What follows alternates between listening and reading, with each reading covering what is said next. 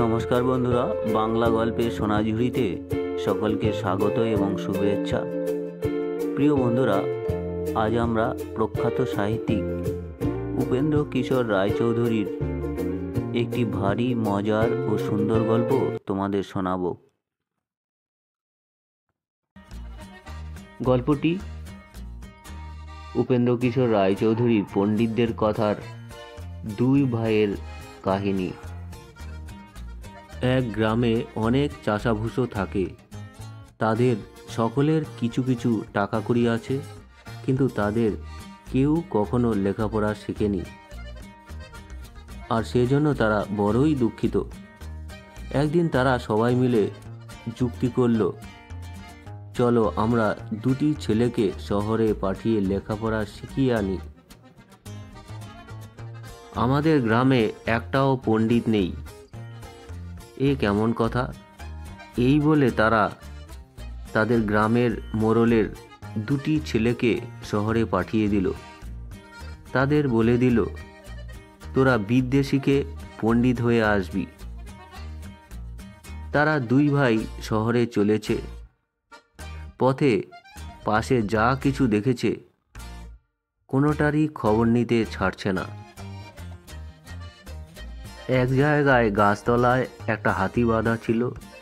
তাকে দেখে তারা ভারী আশ্চর্য হয়ে পথের লোককে জিজ্ঞাসা করল, এটা কি ভাই? তারা বলল, এটা হাতি। এটা শুনে দু ভাই ভারী খুশি হয়ে বলল, বাহ, এরই মধ্যে আমরা এক বিদ্যে শিখে ফেললুম, হাতি হাতি হাতি। তারপর শহরের কাছে এসে মন্দির দেখতে পেয়ে তারা একজনকে জিজ্ঞাসা করল, এটা কি ভাই? সে বলল, এটা মন্দির। তাতে দু ভাই বলল, মন্দির মন্দির মন্দির মন্দির, বাহ, আরেক বিদ্যে শেখা হলো। বলতে বলতে তারা বাজারের ভেতর দিয়ে চলেছে। বাজারে মাছ, তরকারি, ডাল, চাল সবই আছে, আর সবই তারা চেনে, খালি আলু তারা কখনোই দেখেনি। সেই জিনিসটার দিকে তারা অনেকক্ষণ হাঁ করে চেয়ে রইল। তারপর আলুওয়ালাকে জিজ্ঞাসা করলো, এগুলো কি ভাই? সে তাতে রেগে বলল, কোথাকার বোকা, এ যে আলু, তাও জানো না? তারা দু ভাই সে কথার কোনো উত্তর না দিয়ে খালি বলতে লাগলো, আলু আলু আলু আলু। তখন তাদের মনে হলো, ইস, আমরা কত বড় পণ্ডিত হয়ে গেছি।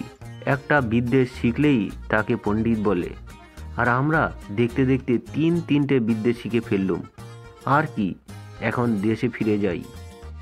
কাজেই তারা গ্রামে ফিরে এলো। তারপর থেকে তারা পালকি ছাড়া আর চলে না। গ্রামের লোক তাদের দেখলেই দণ্ডবোধ করে আর বড় বড় চোখ করে বলে, বাপ রে, তিন মুখ্য পণ্ডিত হয়ে এসেছে।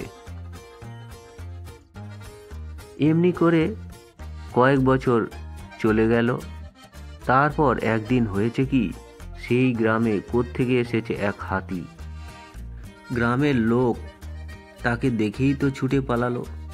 তারপর অনেক দূরে উকিঝুঁকি মেরে তাকে দেখতে লাগলো, কিন্তু কেউ বলতে পারল না এটা কি। শেষে একজন বলল, শিগগির পণ্ডিত মশাইদের ডাক। তক্ষুনি পালকি ছুটল পণ্ডিতদের আনার জন্য। তারা এসে চশমা এঁটে অনেকক্ষণ ধরে হাতিটিকে দেখল। বড় ভাই বলল, এটা মন্দির। তা শুনে ছোট ভাই বলল, দাদার যে কথা, এত টাকা দিয়ে বিদ্যে শিখে এসে শেষে কিনা বলছে এটা মন্দির। আরে না না, এটা মন্দির না, এটা হচ্ছে আলু। তো বন্ধুরা, এই ছিল আজকের গল্প। গল্প শুনে যদি তোমাদের ভালো লাগে, চ্যানেলটি অবশ্যই সাবস্ক্রাইব করবে। ধন্যবাদ সকলকে।